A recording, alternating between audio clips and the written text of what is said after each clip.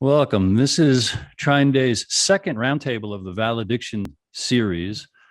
This is called Afghanistan, America's Second Vietnam, 40 years in the making and beyond. My name is Bruce DeTorres. I have the honor of moderating. The roundtable series is called Exposing the Failure of Empire and Reclaiming the Narrative Creation Process.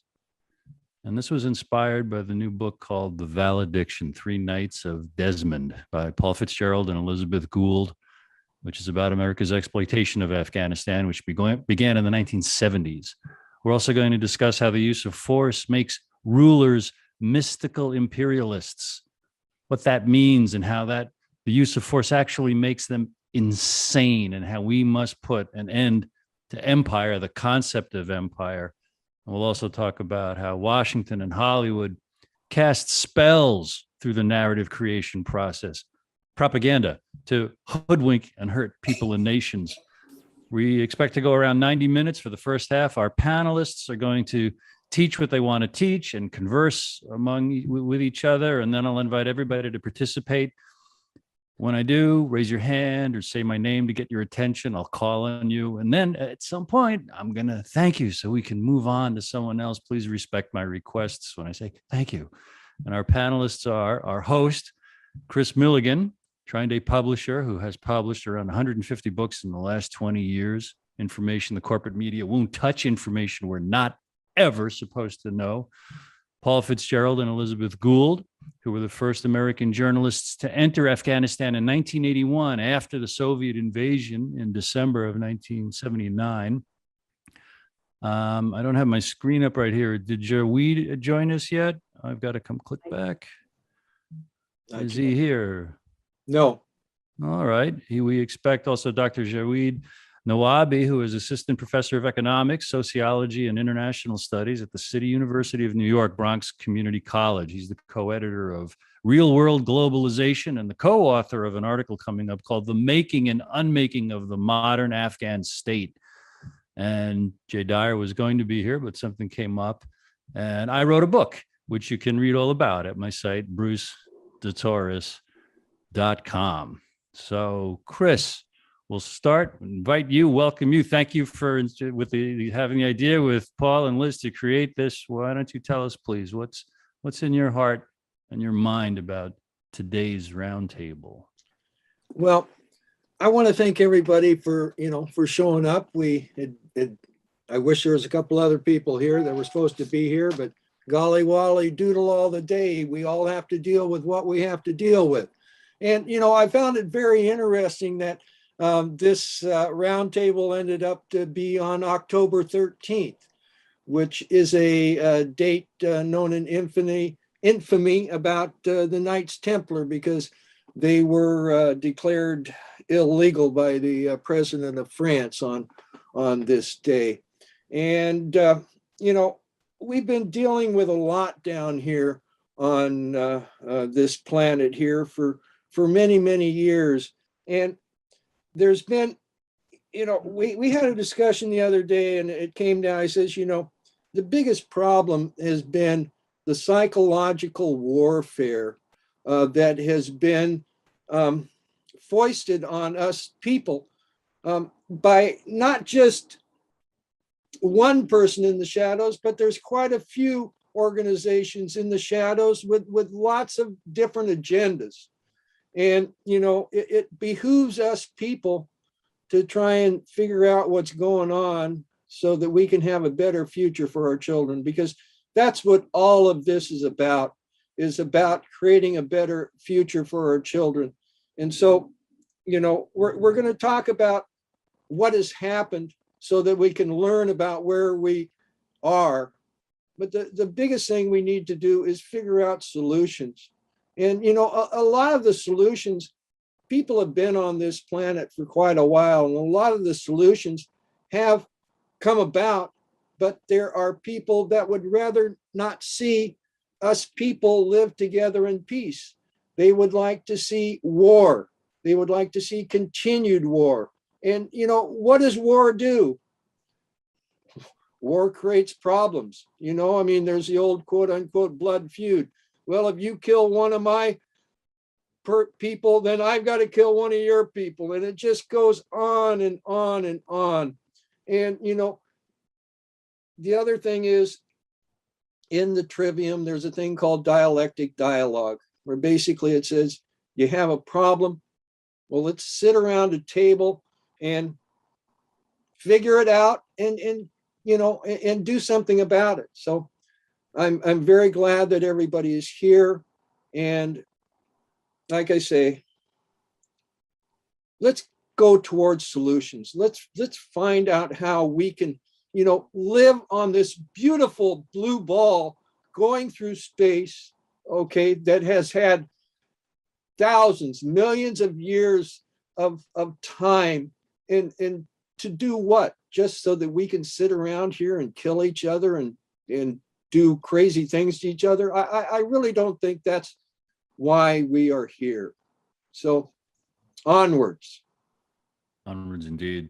And in pursuit of solutions, obviously, the first half of that is accurately diagnosing the problem, which is kind of the theme that we'll do for the first part with this conversation, and then hopefully spend the last half of it with everyone able to participate, asking questions and also, you know, sharing what has occurred to you.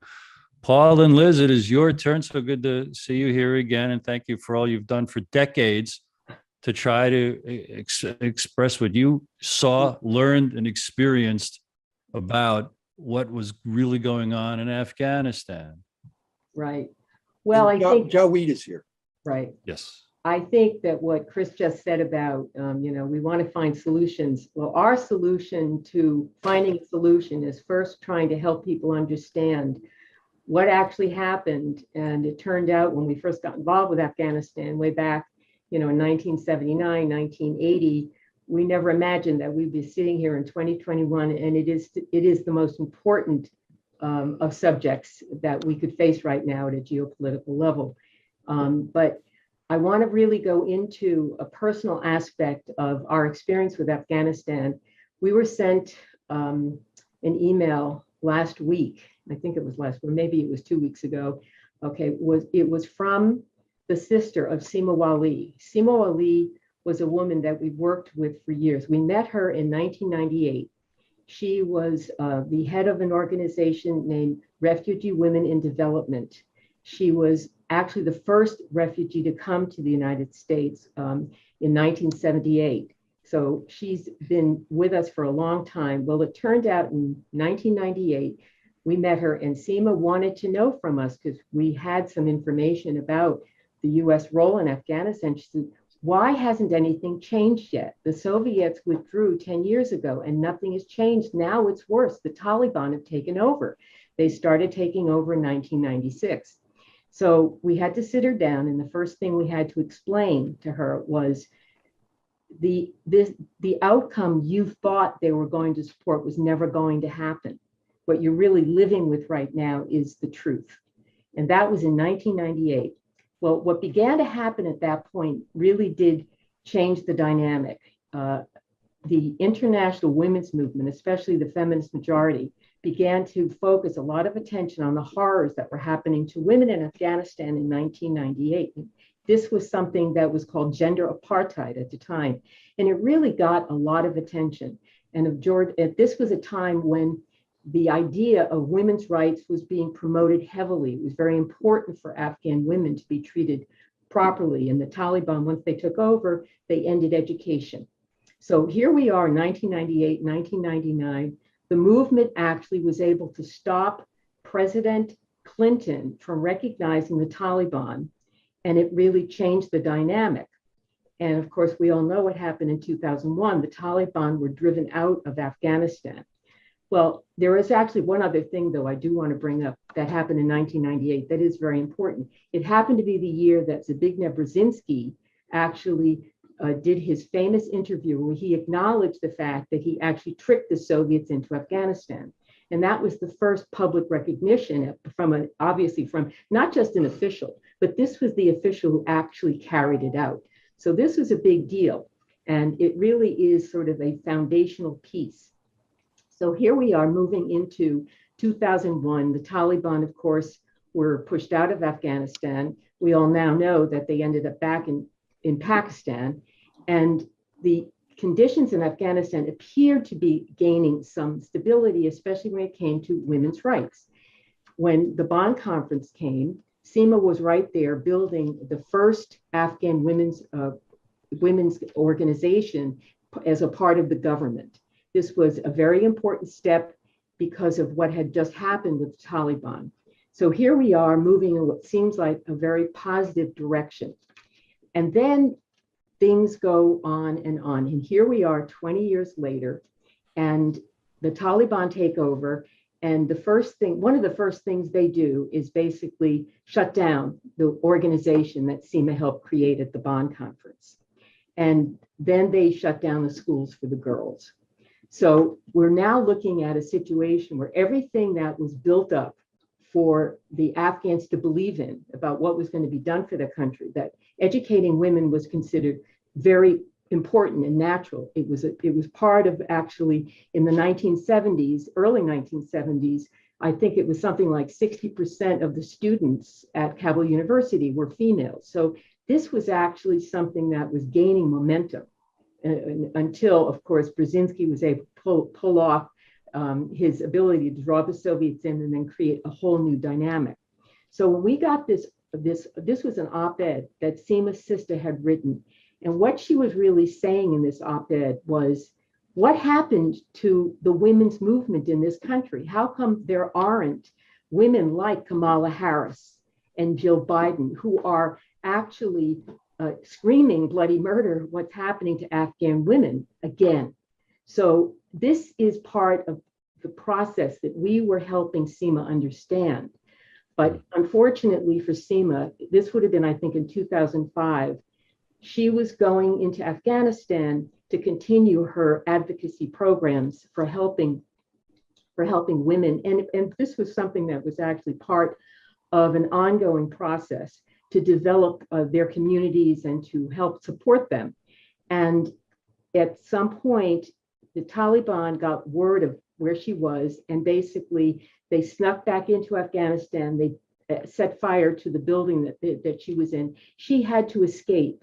And unfortunately, she ended up returning to the United States with eventually gaining symptoms of a very serious neurological condition that eventually killed her in 2017.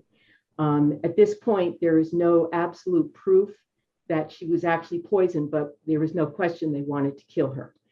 So these are the people now who are taking over Afghanistan.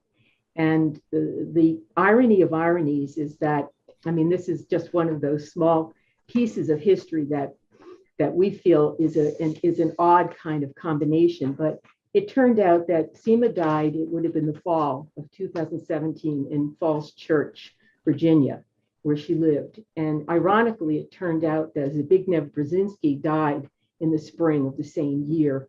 And we always kind of imagined, in the other world, Seema meeting up with Brzezinski. Here was the man who actually helped activate the destruction of her company, of her country. So here is the actual person dying within months of her in the same city. We just couldn't help but consider, this sort of this sense of the synchronicity being incredibly powerful. But when we got this op-ed from her sister, it really just reminded us of the whole process that has been now is being lost again. The Taliban now are going from being a terrorist organization, and the first thing they do is shut down all things for women, and the world is just going along this time. What happened in 1999 is very different. When did the op-ed come out? Just this summer? The op-ed that Seema's sister wrote was at the end of September. And she said she was saying, why aren't Kamala Harris and Joe Biden, why aren't they vocal about women's rights? Right. Well, about Afghan women being subjugated to this again. This is what's such a tragedy, that Americans are now looking at this as if it's being normalized. This is how Americans get tricked every time. The Taliban are still a terrorist organization, okay, Right. they're still, I mean, this is the whole point, but now the process is being set up to legitimize them. And Right. I'm sure there's going to be some very meager efforts to pretend that they're going to be pushing them for women to gain more rights. And Liz, such. if I could, if I could clarify a couple of things before moving on. Brzezinski, did he have the sway over Carter to orchestrate events to lure and bait the Soviet Union to come in order to demonize the Soviet Union? So in the 80s, we could, quote unquote, win the Cold War by portraying the Soviet Union. You've taught us that the Soviet Union wanted to get out through the whole 80s. Did Brzezinski's sway over Carter stem from his long relationship with the Rockefellers generally? Well, those are things I could speculate on, but we can certainly say that he had clearly a tremendous speculate on, but we can certainly say that he had, well, anyway, that Carter was certainly under his sway, and that he seemed to go along with everything Brzezinski wanted.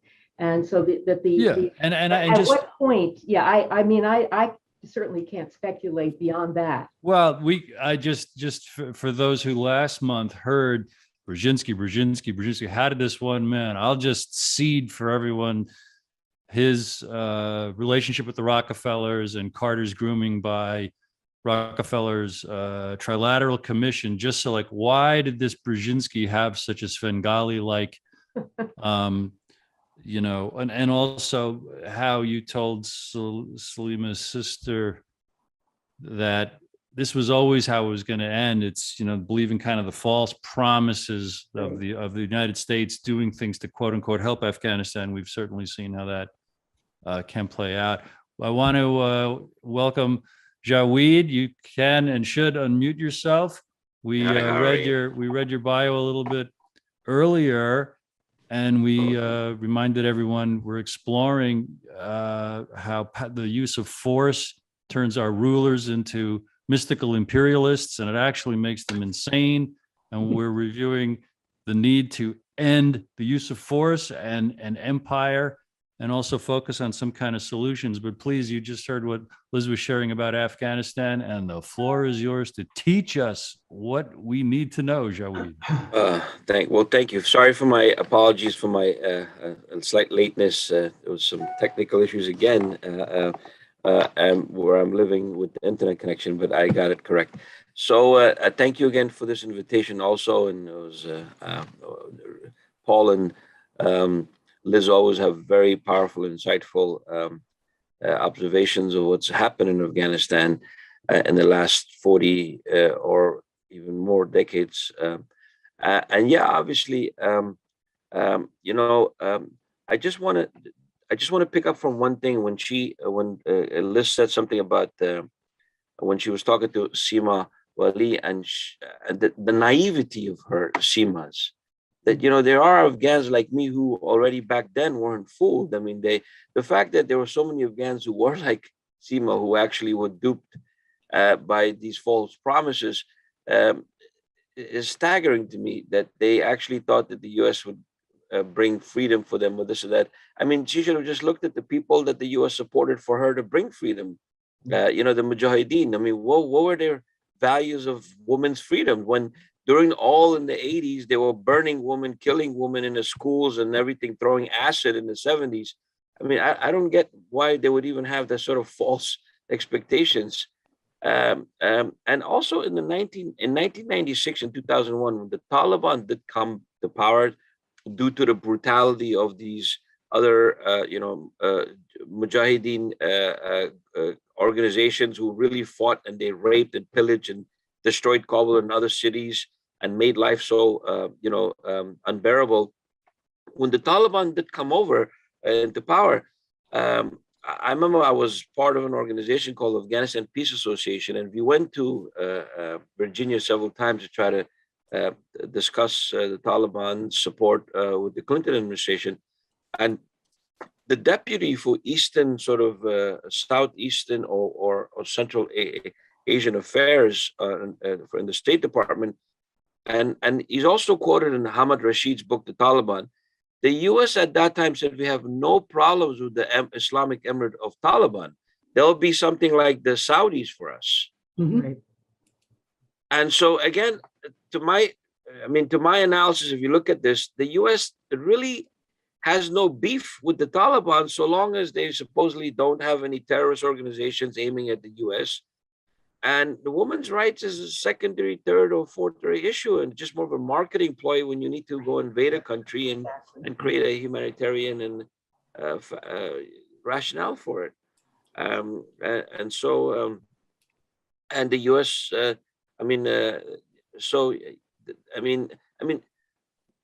If we just think about the last 20 years, right? If you would want to fight terrorism, one of the most powerful forms, institutions that fight is the state. A state. The state is, if you look at modern European history, why they were able to conquer the world is first because they had modern nation states that were very efficient organizations in having standing armies, collecting taxes internally, and then that allowed the institution to be able to propel itself forward. So states are very important in terms of bringing stability within the territory of a nation state. In the last 20 years, the U.S., as it went to Afghanistan, as Elizabeth was mentioning, they brought back the very militias and warlords that the Afghans hated, and because of them, the Taliban came into power. And you see what they did in 20 years. Mhm. And they were so corrupt that they were just unbearable for the Afghan people. But the U.S. brought them back. There was no reason why the U.S. had to bring back these, like Americans might get this impression that as a country, we just might not have qualified people to run our country. But we have tons of qualified people who are liberal, secular, modest, modernized people who know how to run an administration, who actually work in the West, and they have high positions in the administrations in the West. And they could have tapped into that professional class of Afghans who would have brought back state development, but obviously moderate reforms, independence, and space for women's rights, but something that was not superficial just in Kabul in the 20 years as a sort of optics for the West, but something that would have deep roots that would grow and stabilize. And so when the US did pull out, the country would be able to sustain itself. But you also can't sustain a country if you don't have any productive base. Until the US moved out of Afghanistan, up to 70% of its government operations was coming from the West. America as a large part. How do you sustain a country where the government has so much dependence on foreign support, and it doesn't have its own internal tax base because you've never built any productive base for it to tax? Shaweed, I want to run a scenario by you and get your impression of it. I've heard it asserted that the Taliban is a creation, or was a creation, of Pakistan's ISI in kind of collusion with Western intelligence. Is that generally true? From what I have also read and what Hamid Rashid's book on the Taliban, yes. And from what I hear from Afghans, they essentially were cobbled together out of students of madrasas who were essentially, children of the former 80s Mujahideen fighters. And yeah, they were cobbled together. And now the Mujahideen that also evolved into being called Al-Qaeda, right? Yeah, well, the thing is, Al-Qaeda is the Arab sort of political Islamists and terrorists that the U.S. You see, there's another factor too. When Afghanistan in the 80s was fighting the Russians, the U.S. CIA with other Arab and Pakistani intelligence, ISI, they coordinated to bring about 30 to 40,000 Arabs inside Afghanistan to fight. So Osama bin Laden is one of those Arabs that they brought into Afghanistan to fight, because supposedly the Muslims are going to fight the the evil empire, the atheist empire. So all the Muslims are going to get together and call it jihad, this holy war against the Russians.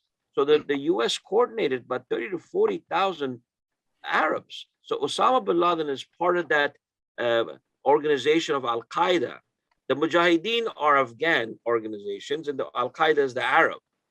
Okay. And supposedly, you know, the Osama bin Laden, because he fought, so you know, he was being hosted in Afghanistan as a former person who supposedly helped free Afghanistan from the atheist Soviets.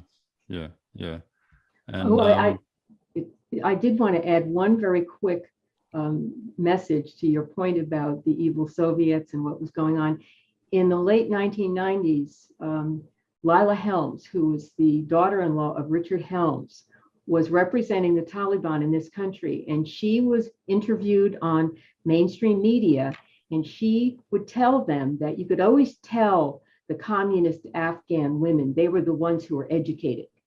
It was meant clearly as an insult at that time. And so, you know, what's really interesting is when you look at Seema's obituary in the New York Times, they actually claimed that it was the Soviets that started gender apartheid. So you can see how they mix up their own. It's a mixed up muddle.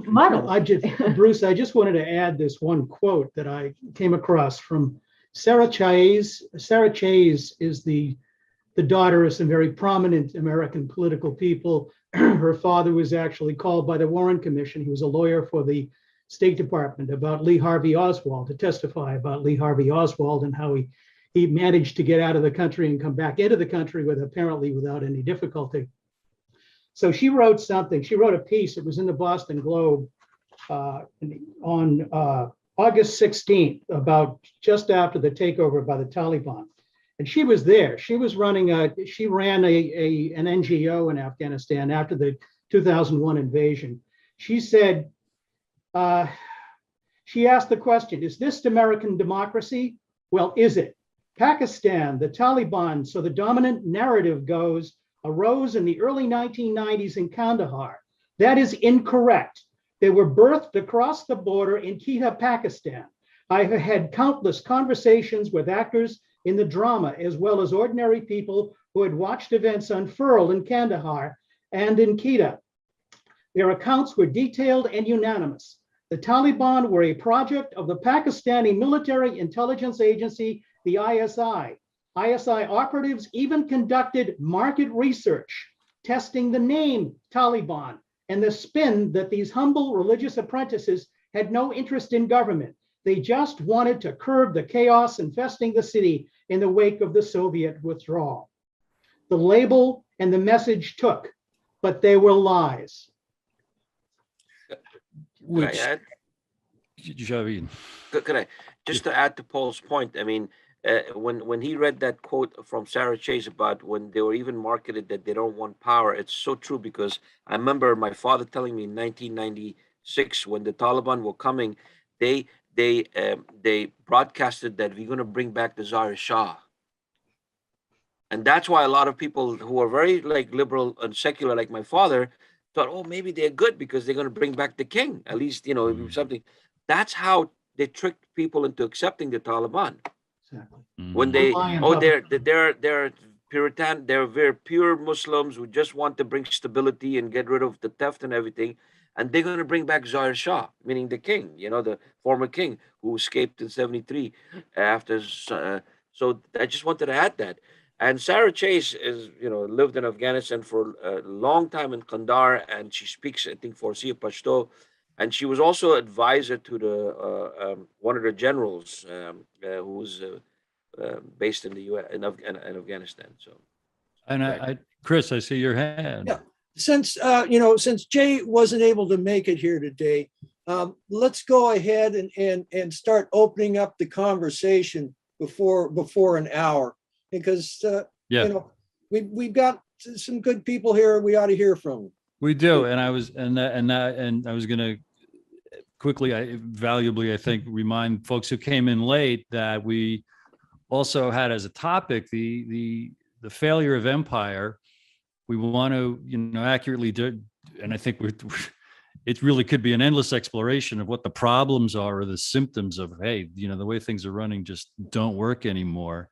And the Well, pursuit of we shouldn't be solutions. an empire. We shouldn't really be an empire. Well, that's why for latecomers, I just want to remind what we said at the top. We are putting on the table as possible topics of conversation how the use of force makes the rulers insane, that they are actually leveraging mystical imperialism, which Paul and Liz could talk about, forever and keep me listening. So that's for the latecomers. And now, if you, I do want to invite one particular guest, Mr. Ellsberg, if you could unmute yourself.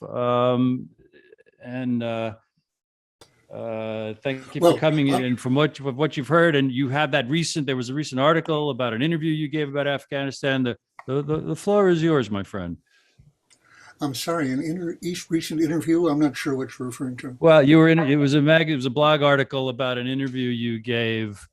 You were interviewed by a fellow named Dennis, but that's okay. It was about whatever. I'll tell you, I apologize, but I don't have, my machine wasn't working. I was having a lot of trouble. I was about to call my son and to get me working on this. I had to go in and out.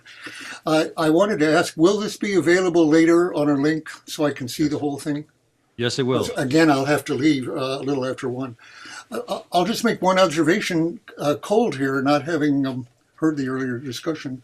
I'm sorry, that it's not easy to shock me these days, but it's still possible. As Lily Tomlin said, no matter how cynical you get, you can't keep up with it. And so when I read just a couple of years ago, the 1998 interview of Brzezinski in Le Nouvel Observateur, has there been discussion of that already in this group or not? Briefly, but go ahead. But, and I'm sure you all know that. And he tried to back away a little bit from it later, but not effectively, that the Carter administration had given aid to the jihad, supposedly, in opposition to the pro-Soviet regime at that time, 6 months before the Soviets came in. And when Carter signed that order, I'll say this just for those of you who may not have seen this, when Carter signed that order in August, I believe it was, of 1979, Brzezinski wrote a note to him, this will probably bring the Soviets in effect. Now, in that note, he's not saying itself whether it's a good thing or not to do that. But later, when the Soviets did come in on Christmas Eve, I think it was, of that year, he then reports in the same interview, I gave a memo to Carter saying, now we can give the Soviets their Vietnam, like the title of your piece here today. And when I read that, I thought that was one of the most wicked, I'd have to say evil, episodes of imperialism that I can think of. There's an endless supply you can look at, but that's one of the most wicked American policies that I've ever seen, because they did give the Soviets their Vietnam, and they gave the Afghans their Vietnam. And the figure usually used without challenge is of 1 million dead in the 10 years that the Soviets were there. So for purposes of state, which again, for those of you who haven't known, when he was challenged on this by the same interviewer, I think, in Nouvel Observateur, do you have any regrets about this? This is now 1998. He says, no, regrets? How? That was one of our best policies. And he said, well, what about Osama bin Laden? And no, it wouldn't be that. What about the Muslims? At that point, he said, what? You want me to be sorry for a few, what was it, riled up Muslims, I think he said? Yeah. What's the word? Yeah. Riled up Muslims. Riled up, I had it right. Riled up Muslims as opposed to breaking down the Soviet empire. Now, the contribution of this is probably not zero, but it's not easy to say how big a contribution there was of this to the changes that Gorbachev made and the resulting events. May have had some effect. It's not obviously, one thing or another. But the idea of doing that at the cost of the Afghan lives, as we had, of course, done at the cost of Vietnam lives, and now we're doing with Afghan, Iraqi, and so forth. American interests involved. What I came to see in Vietnam late in 1969 was that we were fighting a war in someone else's country that they didn't want. They did not want this war to continue. And I couldn't find an American official, well, the ones who really knew, who thought otherwise, that nobody believed in America that the Vietnamese wanted this war to continue. Nobody knowledgeable that I knew. So this was one of the turning points in my own consciousness to realize, wait a minute, what right do we have to be doing this in their country? Well, of course, this was, that means then that our infliction, our war in Vietnam has been 40 years, not 20 years. And that it really has to be seen that way, and perhaps that's been mentioned already. In Afghanistan. What did I say? Vietnam. Afghanistan, of course. And in Vietnam, one of the revelations of the Pentagon Papers was the title of it was U.S. Decision-Making in Vietnam, 1945 to 1968. Mhm. And that title, I think, was not classified, but when people saw it, I wonder how many people thought, decision-making in Vietnam in 45? What is that about? And it took me a long time to realize that from the point of view of the Vietnamese, yes, they well understood we'd been the backers of the French, and they regarded what we called the French War as the French-American War. And that we didn't step in from the French, we just continued what we've been doing. That was the point of view of the Vietnamese we were working with. So anyway, I'm saying you're looking then, even now, especially in the controversy that's come about our getting out and so forth, so little is made of the question of whether we had any right to be doing what we were doing in that country or any of these other countries. Noam Chomsky, I think, first raised that word in my mind in things he'd written. The U.S. acts as if it had a right. And I remember reading that when I was working for the government late in the game and thinking, I've never seen that issue raised, a right to be doing it. And even now on Vietnam, when they're talking about the 50th anniversary of the Pentagon Papers, and this arises in Afghanistan also, people say that the papers now, looking back on it 50 years, that what the Pentagon Papers revealed was that Americans, officials knew that the war was not winnable. They lied about that. Well, two things wrong with that, which may, to a degree, apply in Afghanistan also, at least at the beginning. The JCS never agreed that the war was not winnable.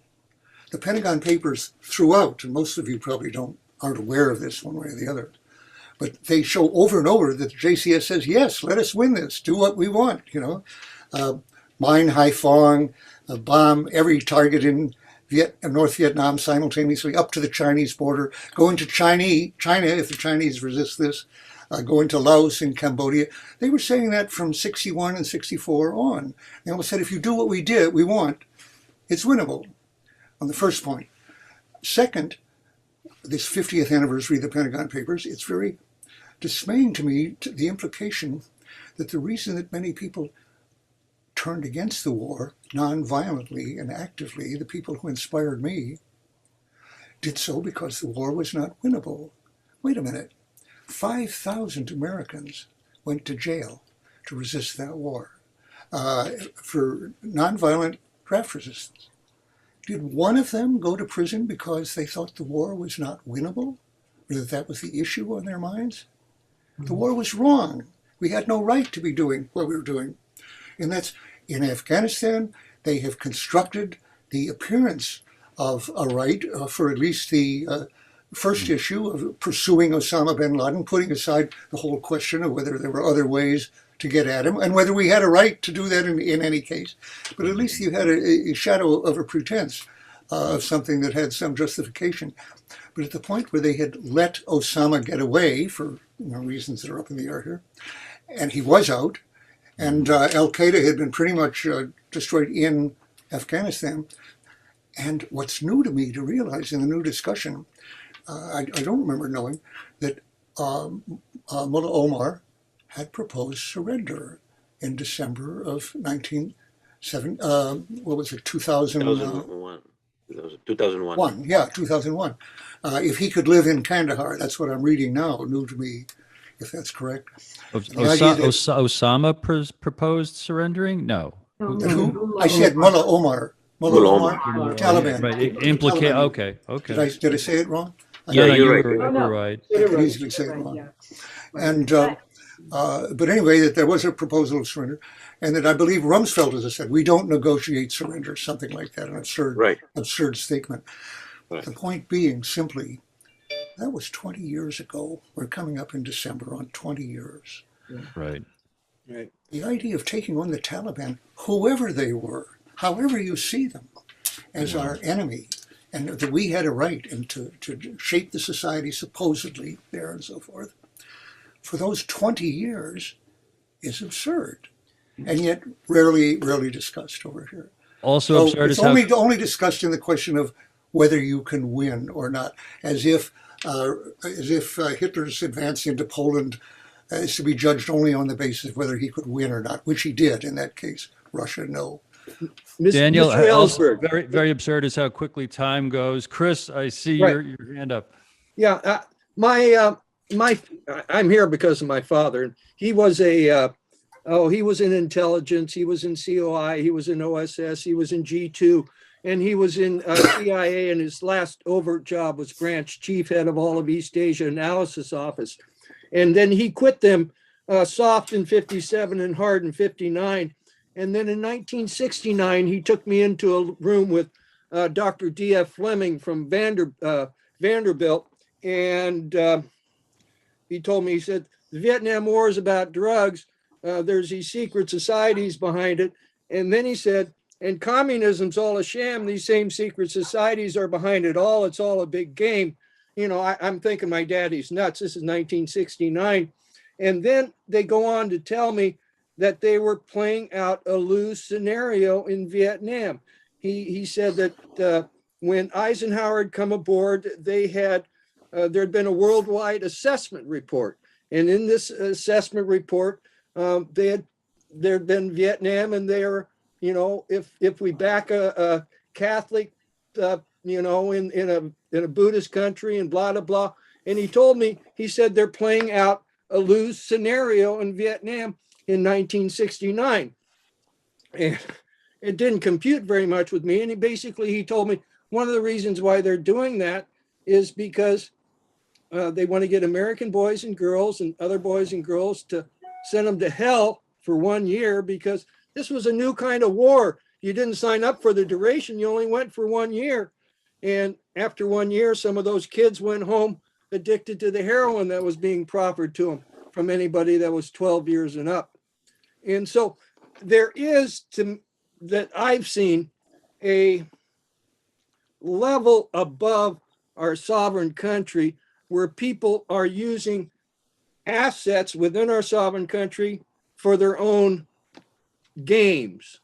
I mean, I know it sounds nuts. I mean, I've been called all kinds of names, but the thing is that the, you know, I've looked into it, and I keep finding confirmation of what my father told me. So there were some people that were looking to play Vietnam out as a lose scenario, and they knew about it in late 1960s.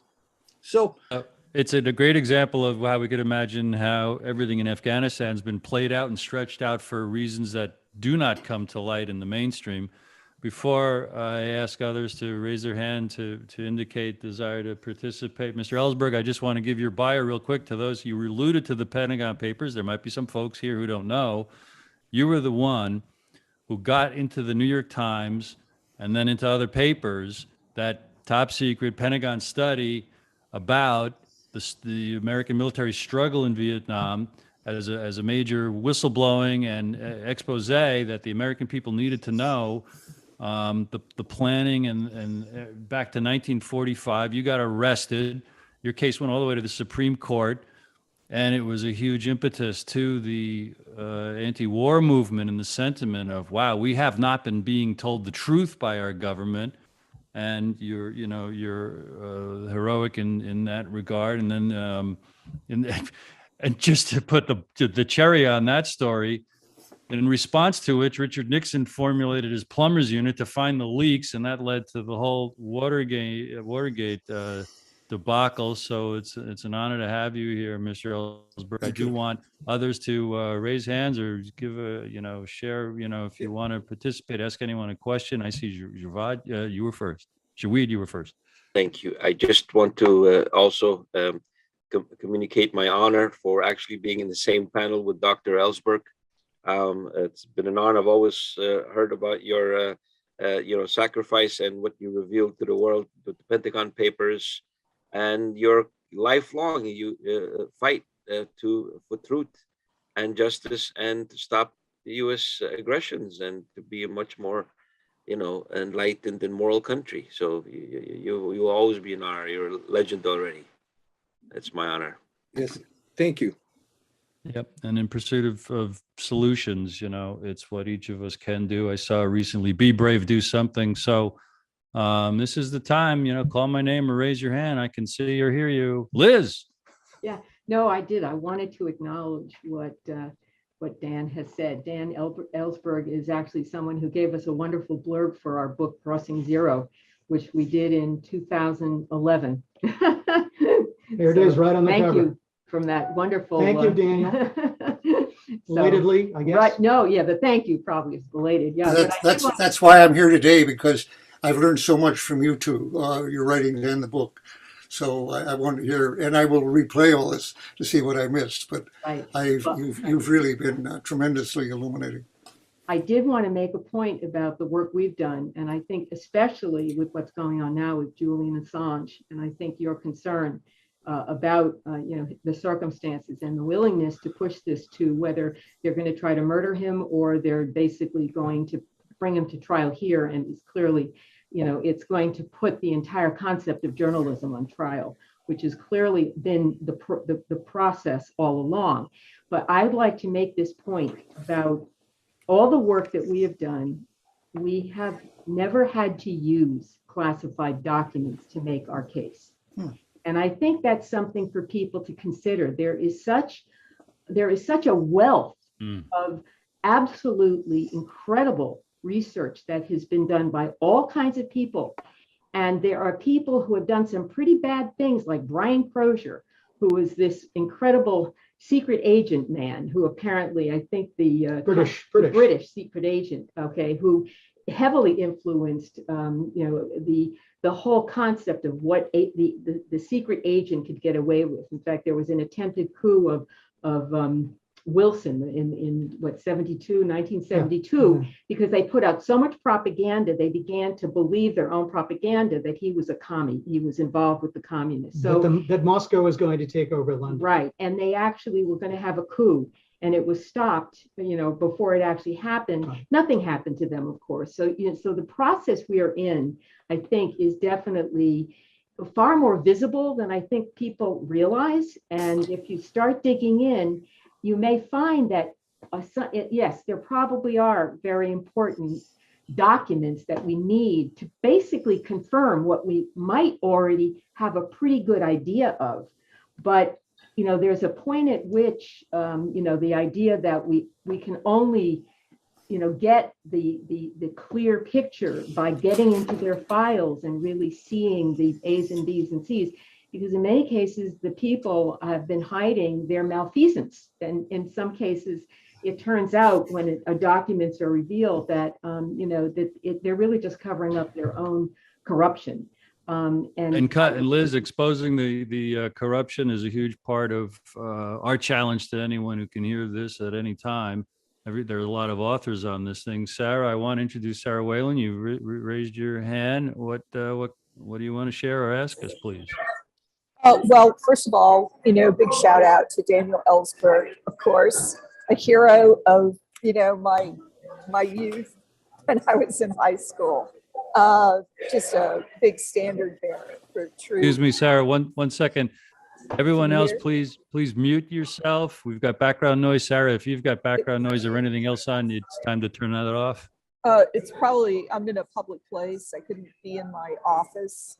Then, They're having a big law meeting. then It just to be really quick. no rush. I think one of the things that I note about Afghanistan, I mean, apart from all the money that has probably been made the same way in Iraq with the military industrial complex and the individuals who've gotten extremely wealthy off of providing munitions, creating munitions, that kind of thing. Afghanistan has a lot of mineral wealth that has not been exploited. And China, now that the United States is out, China is getting ready to move in to exploit that mineral wealth. And it makes me wonder, if the Biden administration, with its, really just sudden dramatic pullout, doesn't have this in mind. And again, it's a matter of individuals becoming extraordinarily wealthy off of a terrible situation. And, yeah, go ahead. I'm done. Well, I just wonder who, Paul, Liz, or Jaweed, do you want to reply to that concept? The mineral wealth in Afghanistan is very well known. We actually met the guy who was responsible for the United States government for going there and essaying what to do about it. And he said there's an enormous amount of it there, but it's very difficult to get to. And it's very hard to get out because it's in places. Afghanistan is a very, very mountainous country. It takes days to get from one side of the country to the other. You're dealing with a hostile environment. You're dealing with hostile tribes. In many cases, you're dealing with a lot of people that just don't want you there. And so it's not simple. It's not easy. And so even with the Chinese there, I mean, the Chinese are having their own problems with the Uyghurs and Xinjiang province. Yeah, by the way, I want to quickly just tell one story. We think it's very important to make the point. It was in fact in the Xinjiang province that the Mujahideen were being trained, during the jihad, in the 1980s. And we suspect that some of the crisis that is actually going on in Xinjiang province could very well have been, it actually activated during the 1980s when the training was going on, and the Chinese were working with the Americans at that point. So I think, you can begin to see how the game goes back and forth, and they work with them, and then they become the enemy. And, now China, of course, is considered World War.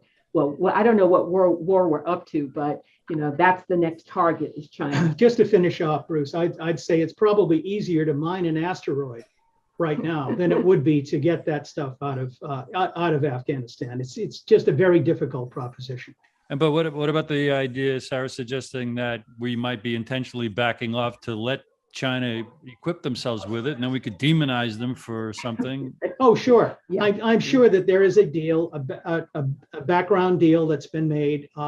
These things we were told many, many years ago that whatever doesn't make sense on the outside, it's all internally consistent. And we discovered that even from, when we interviewed Chuck Kogan from the CIA chief of the Directorate of Operations in Near East and South Asia, came to an event when our book came out in 2009, and he said, what you said about the Soviet invasion, yeah. Well, we know they didn't want to go in, but they went in because they got made to. He said, but that whole idea of Brzezinski drawing them in, I just don't believe that. So anyway, so we went back. I said to Liz, we got to talk to this guy, And so we went over to his home, and he was very gracious, and he allowed us in his home one Saturday afternoon, and we interviewed him for hours. And he said, as the camera rolled, he said, "Can I tell you something about Brzezinski?"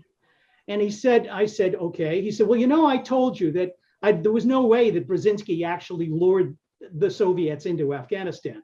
He said, Samuel Huntington passed away, and they had a memorial service for him about 6 months ago. And he said, Brzezinski came up, and I'd never met him before. And I went up to him and I told him, I never believed that Nouvelle Observatoire interview that you gave, where you supposedly claimed that you lured the Soviets into their own Vietnam. And he said, oh yeah, I did. He said, you didn't know what was going on. And we got that on film. We got it on tape. And he said it willingly. He said it quite gleefully, actually. He got it off his chest. He said, yeah. He said, so this is the guy. He's equivalent of a 3-star general. He is running the operations unit for 5 years, Operation Cyclone, and he doesn't know what Brzezinski was doing over at the White House at the National Security Council. So to put that in perspective of all the other things you've been told, all the other things that we've been told by our government, one side is telling you one story and the other side is telling you another story. So who's really in charge? And that's where kind of we get into Kris Millegan's idea of what mystical imperialism is all about. Now, And before you continue, Sarah, could I ask you to mute yourself because we're still sure, I'm bleeding? sorry. Not at all. Thank you. Paul, go. What?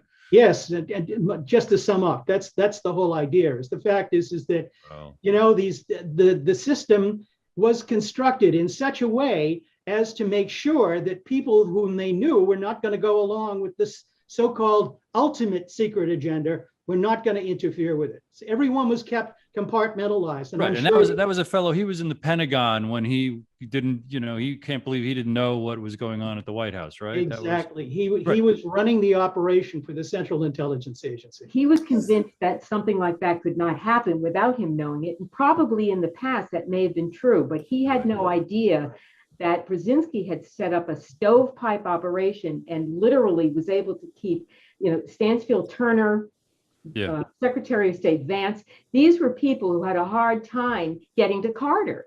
I have a hard time moderating when there's so many wonderful people with so many wonderful insights. I want to quickly just comment on what Kris Millegan was talking about, his lifelong journey to study what his father had seeded in that conversation from 1969. I encourage everyone to, after this call, to go to TrineDay.com, buy a book, but click on podcast, find the 63 episodes.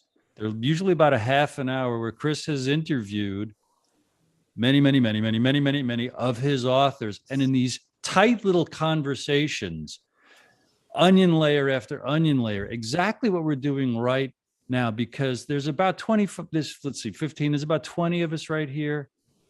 We personally must accept the challenge to spread the word. It's a very simple, confirmable message. There's tons behind the scenes that we, the people, must know. If more of us did our job in a republic, we could put the brakes on the crimes against humanity being done in our name by our government. So now we're all going to take a nice deep breath. And I see 2 hands raised. I'm going to go ladies first. What? With Ruth, and then Joel, and then Max got his hand up. Ruth, Joel, Max. Ruth, how are you? I'm good. I'm so glad to be here. I'm so proud of Elizabeth and Paul. I have just some thoughts. The thought about what Jawad was talking about, Seema, not having any idea of the darkness of the American intention. There's something about that just shook me, because I feel like this is going on all the time. There's something that brainwashes people that has to be understood, that it works all the time.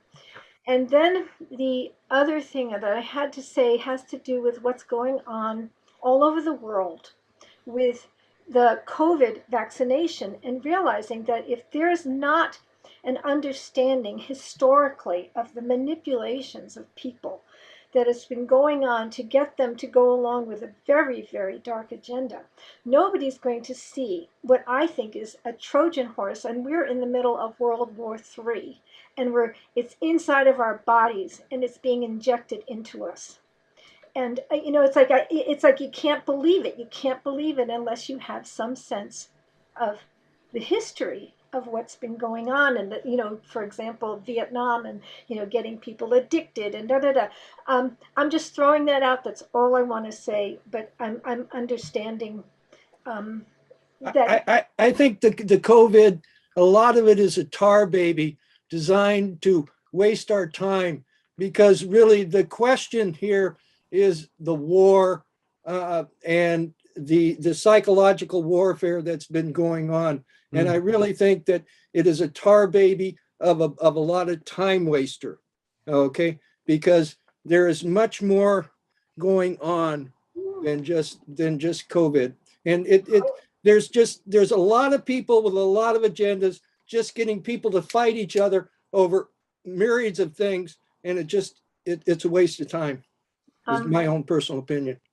I do hear you, and I feel like there are many things that need attention. I do think that there's a process of I don't want to say anymore. That's it. I think it has to do with artificial intelligence and making humans. Well, the Pentagon head of artificial intelligence just quit because he said the Chinese have already won the artificial intelligence war. But it's all beyond that, because I mean, we're a bunch of people living on one planet, and we need to learn to get along, and we can get along. It's just that there's people in the shadows that they make money out of all the strife, and we just need to continue having dialogue. And if we can continue to have dialogue, I think we can get through it. Thank you. I agree with you. I just say, watch out for the Trojan horses. Oh yeah. And they are legion. Thank you, Ruth. Joel, can you hear me? I can hear you. Likewise. Yes, and I hope that one of the successes of our getting together is that we're going to actually do projects together and have some subcommittees. And I want to be on the subcommittee that authors the new book called Fathers of Mystical Imperialism. Chapter, I got it all here. Chapter 1, the Goebbels Doctrine. If you want to maintain control domestically, tell everyone that we're under attack. We're under attack by the Nazis. We're under attack by Islam and their derivative terrorists, by the communists. We're under attack by COVID, by climate change. We're under attack by China. This is the obvious screed. This is the obvious scam in order to control us all. It's also very, very good business. To quote myself, I always say that peace is bad for business. I need to make a bunch of bumper stickers, and that would be one of them. Peace is bad for business. It explains so much. Even in COVID, there's so much intellectual property going on, wars. So if there's a repurposed drug that could cure us, we're going to cancel that out. We're going to replace it with something with a new patent that makes 700 times the amount of profit we would have made on the old one. I'll end my story because I see the clock. I'm running out the clock here. But thank you, Kris. Thank you so much for whatever role you played in bringing this merry band together. It was very nice. Thank you, Joel. Max Parry, can you unmute yourself? Yes, thank you. I actually just have a quick question for Paul and Liz. I finished the book recently. Sorry, I'm a little nervous. I was just actually taking a screenshot to send to my mother of like, look, I'm 2 heads away from Daniel Ellsberg in his Anyway, I'm assuming everyone here has read the book, so I wouldn't be spoiling anything by asking a specific. No. Oh, no, not necessarily. But that's okay. That's okay. That's okay. Okay, well, I guess one thing that's been haunting me since I finished the book, it's an incredible read, by the way, real page turner. And in addition to just being, very revelatory about the whole history of Afghanistan and how we got from point A to point B, it also, just as a dramatic narrative, the way it's told is incredible. My question is, this mysterious Desmond Fitzmaurice figure that you encountered on these 3 occasions, I have to ask, did you ever follow up afterwards or ever come to really identify this person, or did you ever hear from him again? Was there ever a 4th night of Desmond, I guess is my question. That would be telling.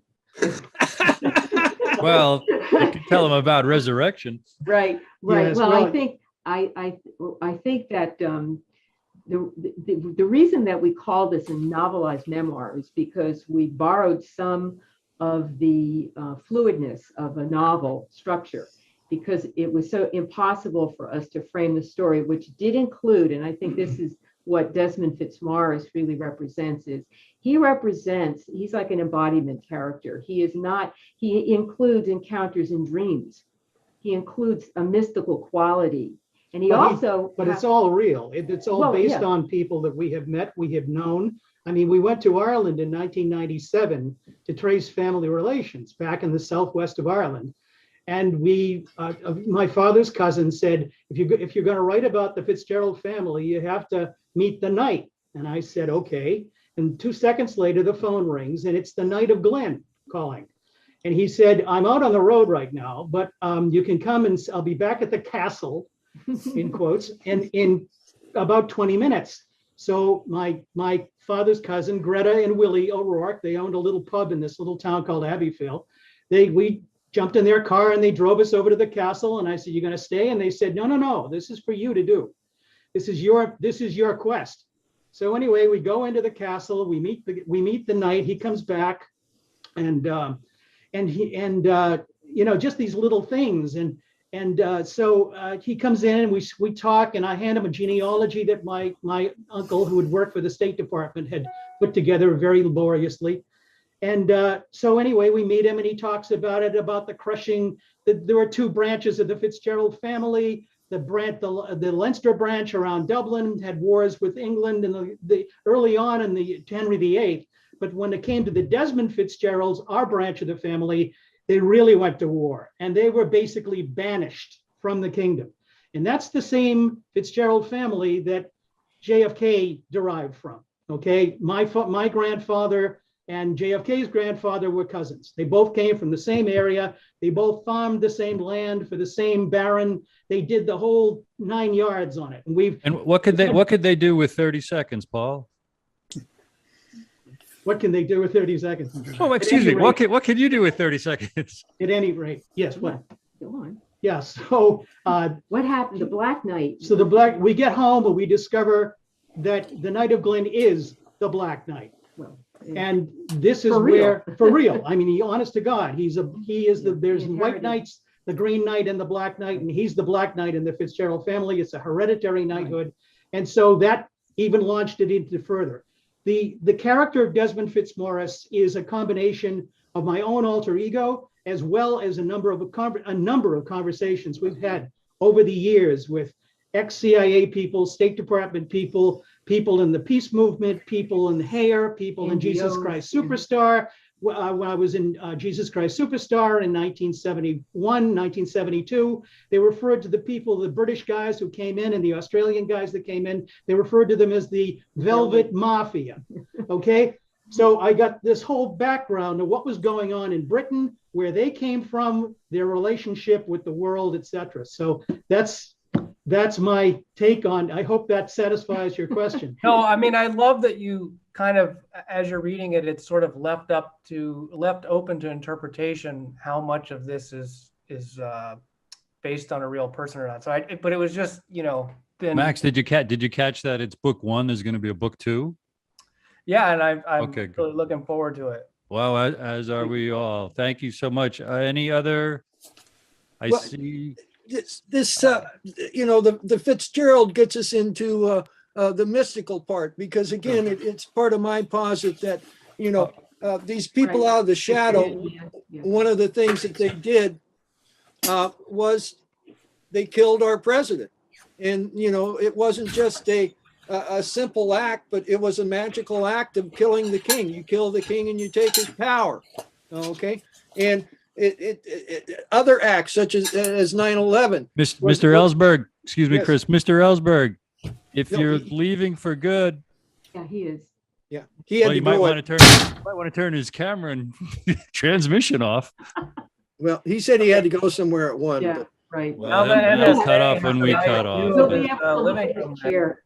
I thought I could catch him. Sorry, Kris. Sorry. That's okay. But and this was a magical act. Yeah. Into empire and let's we are people, we live in sovereign countries, and we don't need this empire. We were taken to empire by the secret societies. Mark Twain got himself into real trouble in talking about it.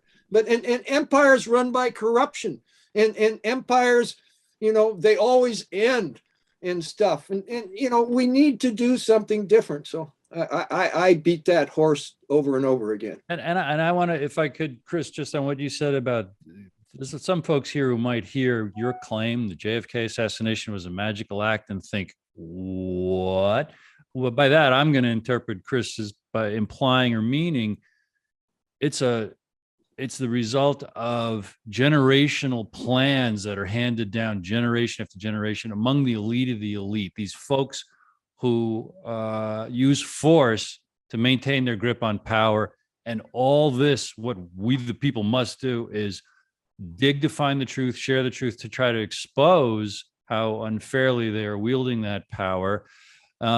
Joeed, I want to throw it to Sarah. You had your hand up in an icon and took it off, but you were next if you have something to share or ask. Sarah, did you? Well, I just wanted to say, it's well known that, of course, the rare earth minerals, these are all very difficult to mine just about anywhere, but they are definitely needed for modern life.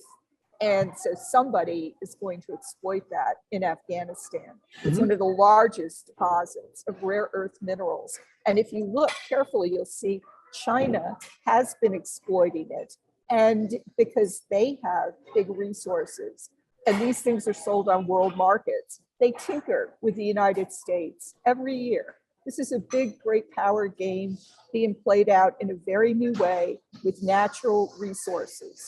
They control the minerals, very similar to what the Soviet Union did with the United States for many years, but not so much rare earth. They had, other minerals that we needed for munitions. It's a very, very important story to follow for more people to be aware of. Sarah, if I could thank you so much. And Joeed, you have. Thank you. Yes. Yeah. I just wanted to second Sarah's point before I make my own point. Yeah, you're right. Sarah. Afghan minerals are going to be essentially used up by China, but let's just see if China's record will be better than the West's record in terms of at least developing certain parts of Afghanistan. But it's to be seen, as Bruce mentioned. But yeah, those resources, they might be hard to get into, but they're not going to be just left under the ground. There will be attempts, and there have already been attempts to, even in the 20 years where the Taliban mine certain areas of Helmand and other areas, and they sell that as part of their financing. But I just wanted to go back to the book, the book that Elizabeth and Paul wrote, and what I really find amazing, and I've read just the first 90 pages of the book, so I still have another 100 pages about to go. But it is such a fluid read. It's such a pleasant read, and so powerful in its revelation. A lot of the stuff that they mention here.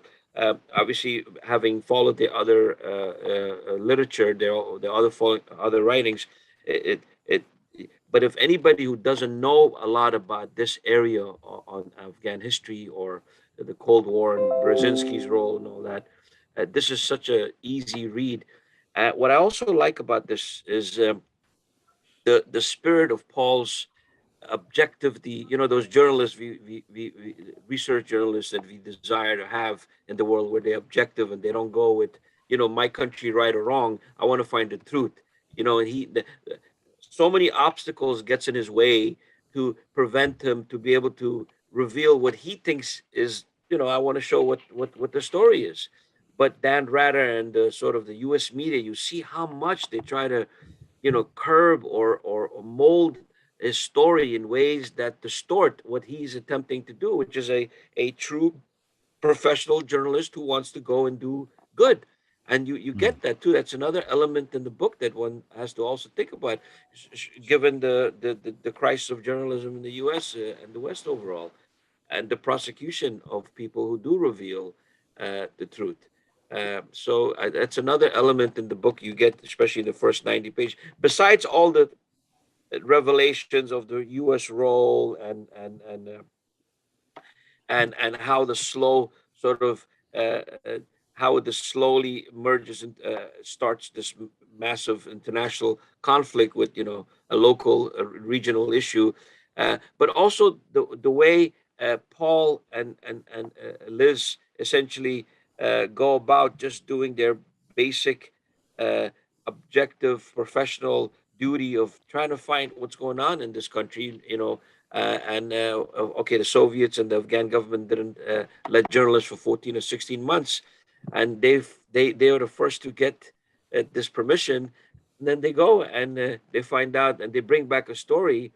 But again, you find in this book the level of censorship, as Paul says it, somewhere in the book, it talk about it's intense. It's a real struggle that they had to try to bring it to the mainstream and how they were squashed. Weed, I want to move on to another question if I could. I want to thank you for that. Watching the clock as I am, and I got all day. But before we end, I want to ask Liz and Paul Carol Brule had some questions in the chat.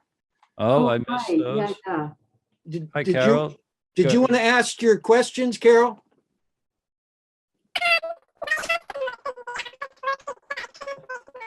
Carol, there's a glitch because you sound like Minnie Mouse on helium. Can you try again? Well, I can read the questions. Yeah, Carol, we're going to read the questions and ask you to remute. Kris, go ahead. Okay. It says, Russian TV. Okay, Carol says, Russian TV asked me recently about the events in Afghanistan. Do you think that now the drug trade there has been privatized by forces more powerful than the U.S. government? And I think it was privatized a long time ago, Right. Carol. Right, yeah. And the U.S. government is basically The military support. providing rear echelon Yeah. support. I think in general, Yeah. but I think that was established. I think back in the 1970s, actually, Right. when the drug trade moved from Southeast Asia to South Central Asia. right. Now that right there is such an explosive assertion, Paul. Your inbox is about to be flooded. If people could wrap their minds around your answer right there, they would say, I haven't begun to bump into duplicity. That whole claim you just made right there. And Carol, if that was your natural speaking voice, no offense. And the next, she has another question here too. Who's driving U.S. foreign policy in the current administration in the general and toward Afghanistan specifically? I would say whoever's paying the most money right now, whoever the biggest donors are. I mean, this has become government by demand, and Corporate interest. it always was to some degree, but now it's naked capitalism at this point. Well, I'd go so far as to, and maybe it is synonymous, naked fascism. If if fascism is, as many assert for decades, fascism is the blending of corporate and state power. Right, and the final stage of empire is the predatory capitalism is certainly a sign of it. But there is one point I would like to make very quickly about the nature of the economy. Okay, very few economists seem to really talk about this, and I think it's critical. When you actually have what's called defense spending, which of course it shouldn't be called defense spending, it should be called offense spending. All right, when you It's very offensive. Yeah, right. 800 to 900 bases around the world, and you are the largest polluter in the world, which isn't even counted as pollution. You can see where the whole issue of climate change and all these things just don't have any sound basis on which to really make real change. So what are they doing when they say climate change? So I really think that we have to realize that military spending, the military, and now that has been, the weaponizing is going into everything. It's not just the military, with missiles and bombs. We're talking about militarizing medicine, militarizing academics, militarizing the entire world.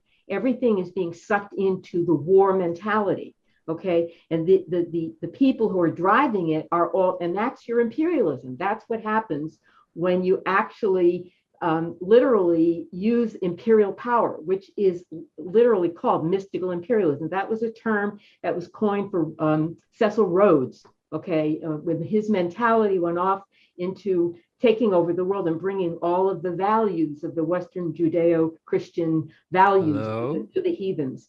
And this is very important to understand that when you remove the war economy, all right, the idea of what we will be as an economy completely changes overnight.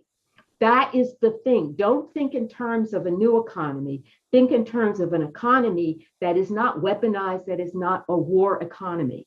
And again, we're not talking about real defense. We're talking about offense. And that's what we're really seeing. And that's what's stripping the Western economy into shreds. Hello. Hello, Bruce. How you doing? I think Bruce froze. You got him there.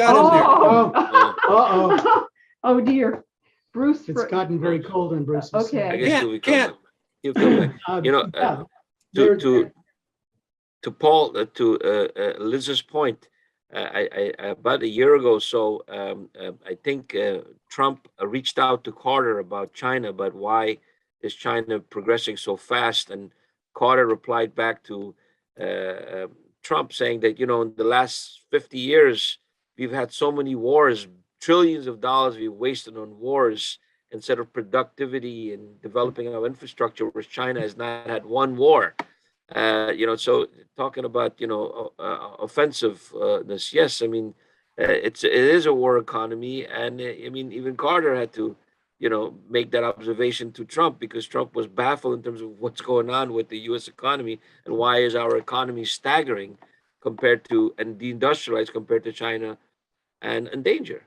Well, the numbers are significant. If you go back and you look at the amount of money that was being put into the defense budget back in the 1950s, and not just building tanks and weapons and things like that, but the research that was going in. It was more than half the research was that the United States was spending in the 1950s and 60s was going into military research, and which of course we got the trickle down effect. By the time we get to Reagan, we've got, you know, cell phones and you know, and the internet and those kinds of things. DARPA's beginning to develop these kinds of advanced technologies, but we're only getting, you know, a sliver of what is a huge, huge investment that we don't even know about. I mean, when Rumsfeld got in there, one of the things the speech that he gave on the 10th of September in 2001 was that how many trillions was it he couldn't find?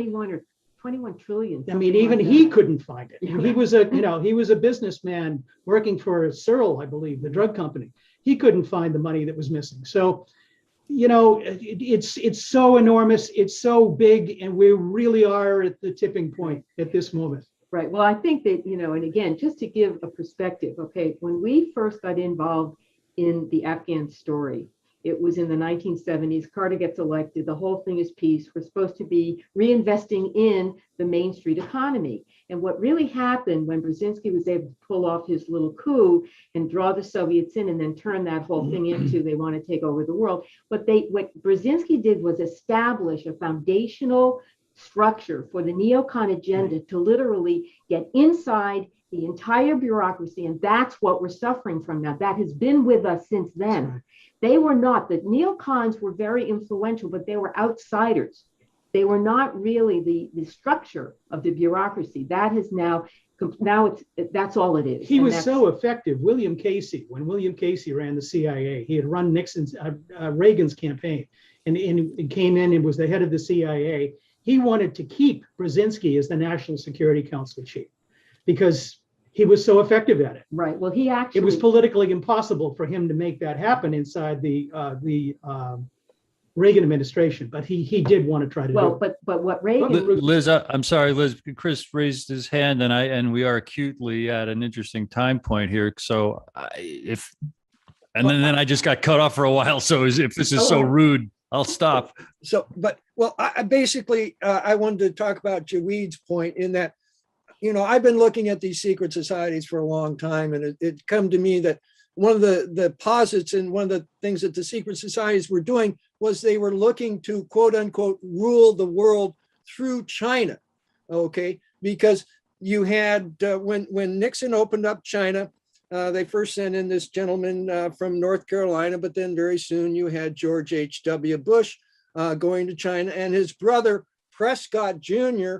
Went to Shanghai and started sending out all the money to build all the factories, okay? Because, you know, they found out that, you know, power attracts, you know, detractors. They want to take them out of power, so they try and, you know, have their power from another place, okay? And so that's one of the things that I've been talking about for well over 10 years, that they're looking to quote unquote rule the world through China, okay? And the thing is we can stop them from doing that, okay, by basically continuing the exposition of what they are doing, and just take back our own sovereignty, our own country, and have a good future for our children. Use it, and do it through China. So China's their beard. China catches the arrows. China's the faux bad guy. Yeah. Is some of that right? And then they can get us to, you know, fight Yeah. them, and, you know, and then we don't like them and they don't like us, and, you know, and they've got their truck to go down the road in. Is some of that plan to rule through China in Sutton's book, America's Secret Establishment, by chance, Kris? No. No. And folks who want to talk, if you don't mind just hitting the hand icon, or actually just raising your hand. Joel. I'm seeing who's got a hand up. Kris. Oh, yeah, Liz. Joel, I see your hand, but Liz, did I rudely interrupt you to finish a point, or? No, I think, you know, I probably said what I needed to say. Josiah, do you have something to say? Well, I see. I want to. Joel's got his hand. I see. Joel. I saw. Harry's got his hand up. I saw Joel's hand up first, and then we saw Max. So Joel, we can hear you. Yeah, one of the most popular words today in this meeting has been fascism. And there are no monarchs around. You know, there are no big fascist monarchs around. There are no swaggering dictators around who are practicing fascism. How did fascism go dark? You know, in the 90s, I was having lunch with a emeritus professor from Duke in economics, Tom Naylor, and we were talking about, you know, scratching our heads about fascism. How did fascism go out underground? How did it go into a proxy state? Why isn't it so overt now? What happened? And in the middle of this conversation, I blurted out a word, techno-fascism. Mm-hmm. And he got so excited, he jumped up. He's about 6'4", and he said, "That's a book." So I can't. Kris and I are sort of kicking around a book on that subject now, but I have to give Tom, who unfortunately only lived to 2010, he pushed me on this, and he said, "Look, it's like saying it's the next thing after follow the money. Follow the technology. What is intellectual property doing now to make war? What is it doing?" So it goes. Great points. Great points, Joel. So fascism goes dark in the form of technology, and I trace it back actually to, unfortunately, IBM. Big Blue was in Germany. It helped do all the demographics. It helped round up all the people, and so I do a little bit of history of techno-fascism, and we make this neologism. Fortunately, we're trying to get it on the web now so other people don't steal that and write the book first. Do you have a concluding point or a question, Joel? In conclusion, no, I love this gathering today, and I want to thank you so much, Bruce, for moderating, and I just am in awe at the company I'm with. We've got 2 more planned, and for all we know, we may do it every month perpetually. Max, you had a question or a point?